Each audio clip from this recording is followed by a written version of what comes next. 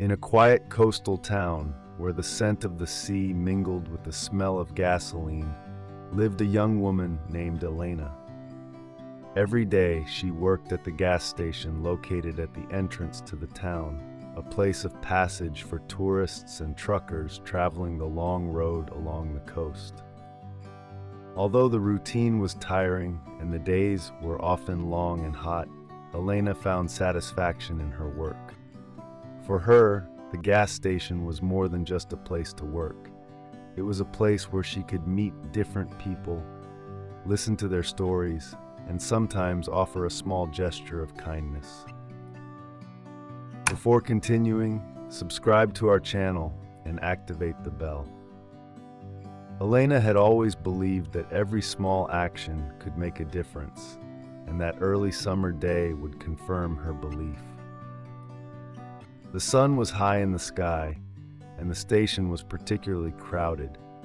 Cars were queuing to refuel, and the oppressive heat seemed to increase the impatience of the customers. As Elena ran back and forth to serve the cars, she noticed an elderly gentleman slowly approaching on foot. He was dressed in simple, worn clothes, and his face showed the signs of a life of hardship. His name was Giovanni.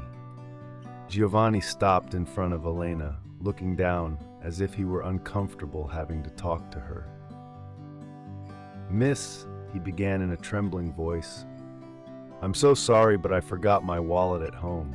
I've already filled up the car, but I don't have any money to pay. I'm really sorry. I don't know what to do." His voice was sincere and desperate, and his eyes reflected the shame of having to ask for help in that situation. Elena looked at Giovanni and immediately felt a deep empathy for him. It was clear that the man was not lying. Without thinking twice, she decided to help him. She took some money out of her purse and handed it to Giovanni. "Don't worry, sir," she said with a kind smile. "You can come back to pay when you can. I trust you." Giovanni looked at her in disbelief, as if he couldn't believe that someone could help him like this without asking for anything in return. His hands shook as he took the money, and his eyes filled with tears. "I don't know how to thank you," he said, his voice breaking with emotion. "I'll come back soon to give you everything back, I promise."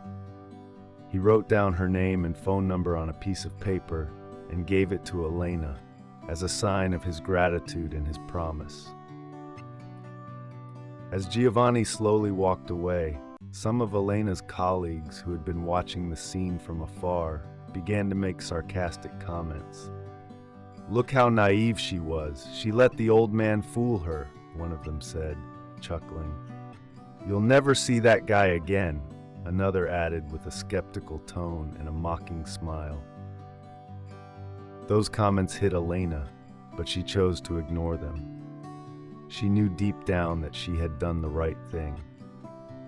For her, helping someone in need was not an act to be judged with cynicism, but a simple human duty.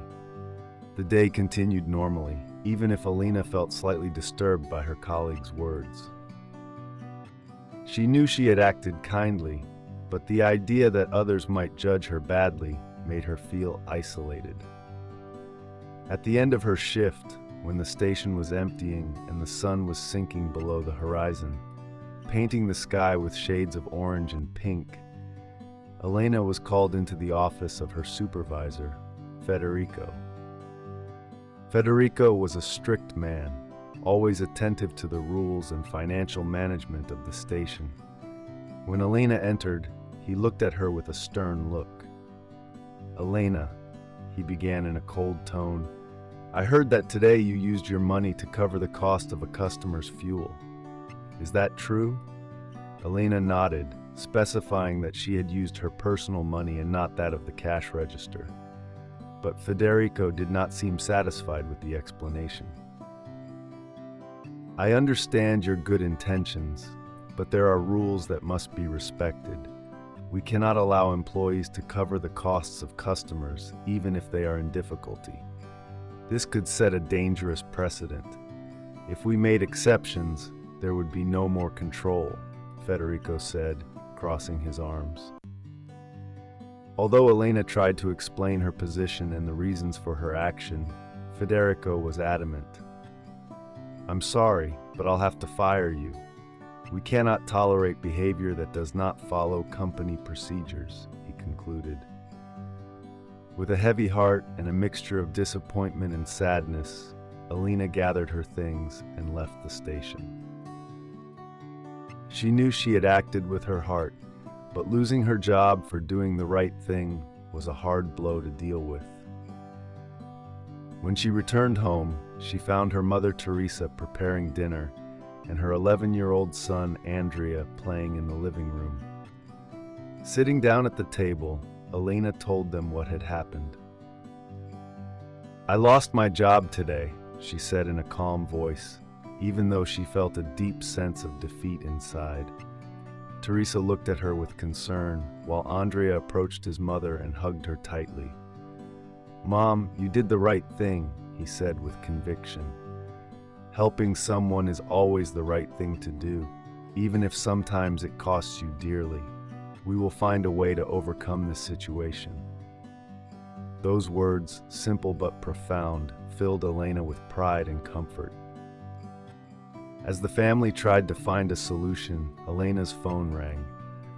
On the other end of the line was a man who introduced himself as Luca, Giovanni's son. "Good evening," he said in a gentle voice. "I am the son of the man who helped you today at the gas station. I wanted to thank you in person. My father came home deeply moved by your gesture." Elena, surprised by the call, answered humbly. "It was nothing special," she said. "I just did what I felt was right." Luca explained that his father suffered from Alzheimer's and often had trouble remembering simple things. "His help was fundamental for us. I'm sorry to hear that he lost his job because of all this." The next day, Luca showed up at Elena's house to pay her back the money her father owed her. During the conversation, however, he made an unexpected revelation. "In addition to being Giovanni's son, I also own the chain of gas stations," he said with a smile. I didn't want to tell him right away, but I really appreciated his gesture of generosity. Luca offered her a new job, this time as a manager of one of the stations in his chain. Elena was incredulous, but gratefully accepted. She knew that this new opportunity would change her life and that of her family. From that day on, Elena became a role model, recognized for her kindness and commitment.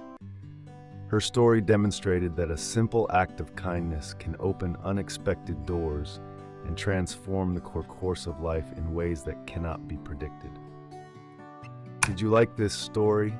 Leave a comment below. Thanks for watching the video till the end, and see you next story.